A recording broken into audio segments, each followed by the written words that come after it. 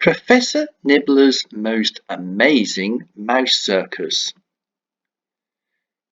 Dedicated to Lucy. This ebook is dedicated to Lucy, a beautiful King Charles Spaniel. She passed away aged 13 on Thursday, the 13th of October 2016, being dearly loved by all who knew her. My name is Jacob Riley. I am 12 years old and I live rough on the streets of Luxembourg. It's hard not having a place to call your home. Although I don't have any parents to look after me, I am not alone. I have a younger sister called Molly, and together we spend our lives on the streets of the old city. Molly's 2 years younger than me, and it's my responsibility to look after her, to keep her safe. Molly is a great listener, and she has an excellent memory too. She's the only family that I have. Since I am a boy and 2 years older than Molly, I feel that I should protect and look after my little sister. Luckily, I own a small shoe shine box, and I can earn a few pennies each day by polishing the shoes of rich passers-by. It might not earn much, but it does pay enough for us both to eat. If someone walks past, I'll call out my tradesman's rhyme. Shoe shone for a penny or two, I'll shine your shoes for you. If I'm lucky, they will stop so that I can polish their footwear. It was when I was shining the shoes of one rich lady one day that something quite unexpected happened. Molly spotted something strange on a wall nearby. Come and look at this, she called out to me. I ran over to where she was, and we both stared at a colourful advertisement pasted to the side of the building. What does it say? Molly asked me. I'm not brilliant at reading, but I could make out it was something about a nearby mouse circus. I also spotted a threepence fee in the bottom right-hand corner. There's a mouse circus in town, I explained, but it'll cost us a whole sixpence to get in. We'll never be able to afford to earn that much money. Molly's face dropped, and I knew I'd said the wrong thing. It wasn't fair we couldn't afford to see the mouse circus. I quickly thought of what we should do. Perhaps you could help me with my shoe shine business, I suggested. I can't call my rhyme and polish the shoes of customers at the same time. We turned and headed away from the poster. I can do better than that, she replied.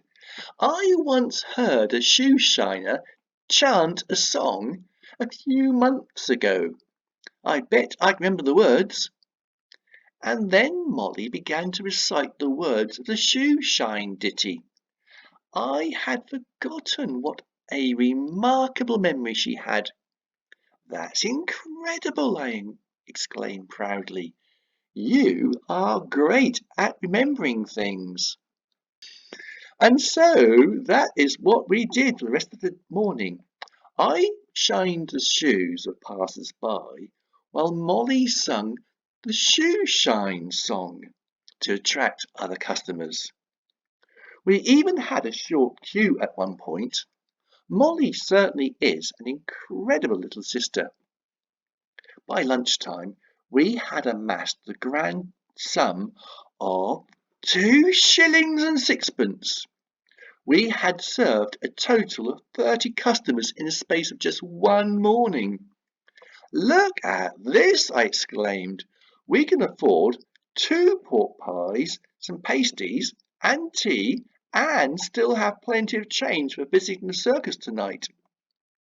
So that lunchtime, we had a marvellous feast of delights.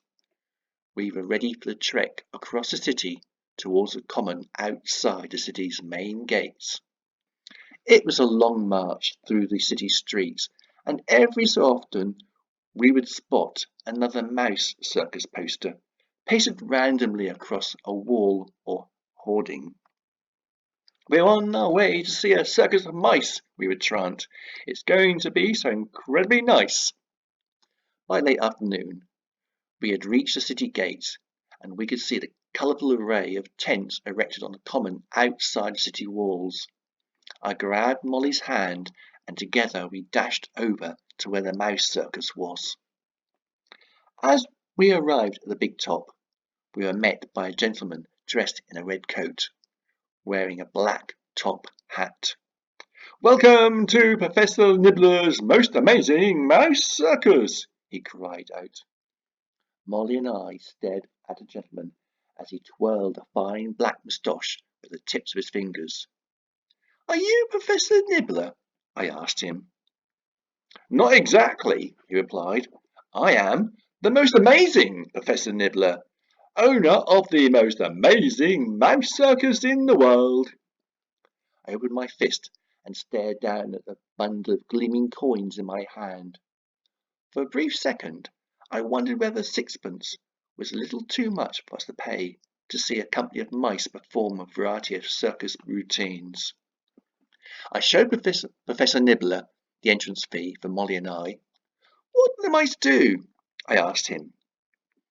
Without a moment's hesitation, Professor Nibbler took the coins from my hand and beckoned towards the entrance of his tent. "These mice have been shipped across Europe," he announced in a loud, booming voice.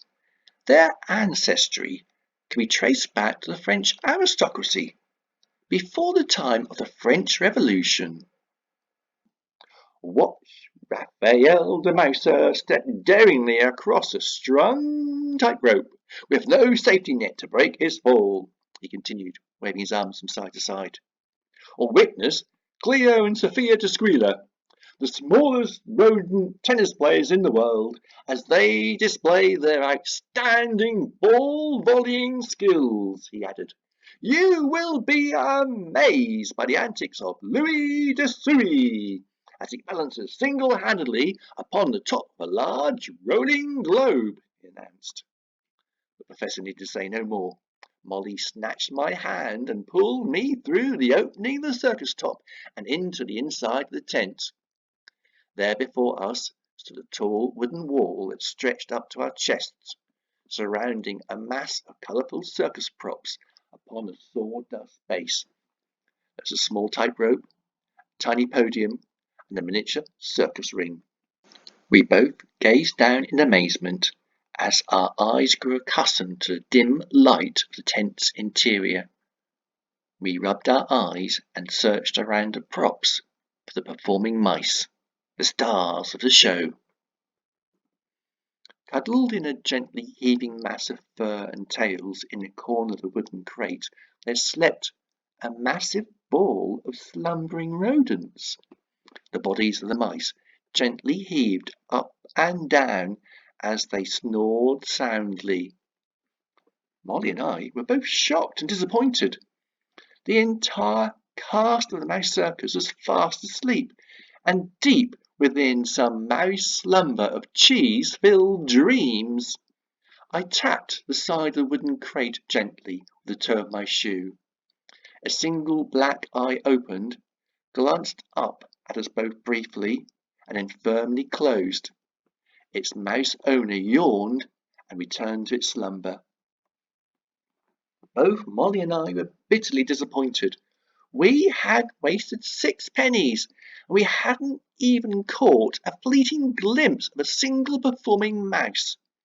It was obvious to both Molly and I that the mouse circus was not going to be the amazing spectacle that we were expecting. We resigned ourselves to the fact that we had been deceived, and so we fumbled our way out of the tent. "Let's return back to the high street," I sighed to Molly.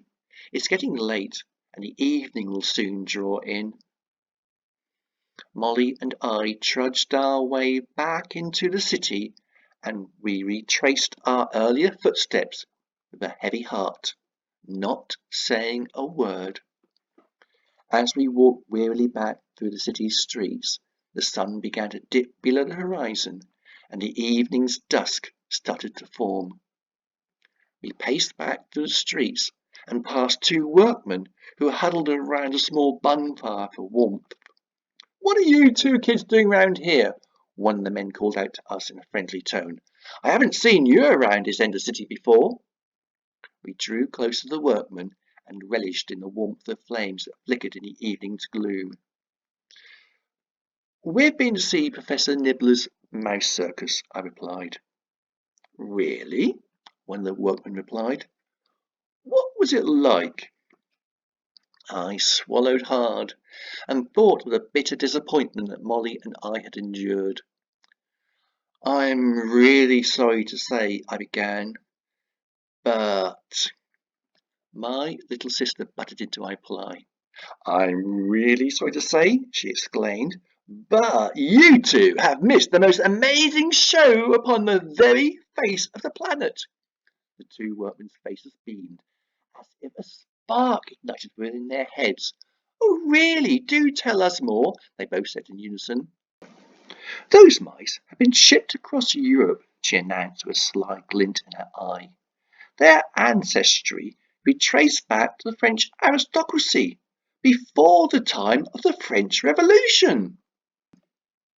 We saw Raphael the Mouser step daringly across a strung tightrope with no safety net to break his fall," she continued, waving her arms from side to side, mimicking the circus ringmaster. The two men shuffled to one side of their fire and beckoned for us to draw closer in the warmth of the flames. "We even saw Cleo and Sophia the Squealer, the smallest rodent tennis players in the world, displaying their outstanding ball volleying skills," she added, striking her hand through the air as if hitting an imaginary ball. "You must tell us all about it," the workman insisted. "Please stay with us for a bacon sandwich and a mug of tea, while you tell us what you both saw." And so Molly continued her farce and spun the workman the most incredible tale of aristocratic French circus mice performing the most wondrous and amazing acrobatic feats ever. The two workmen listened with devoted attention, and their jaws dropped as Molly continued her imaginary account. All the time I munched on my bacon sandwich and swallowed large mouthfuls of warm tea. The workmen ruffled our hair and told us that we were the luckiest children upon the very face of this planet to marvel such a wondrous delight of acrobatic rodent daring.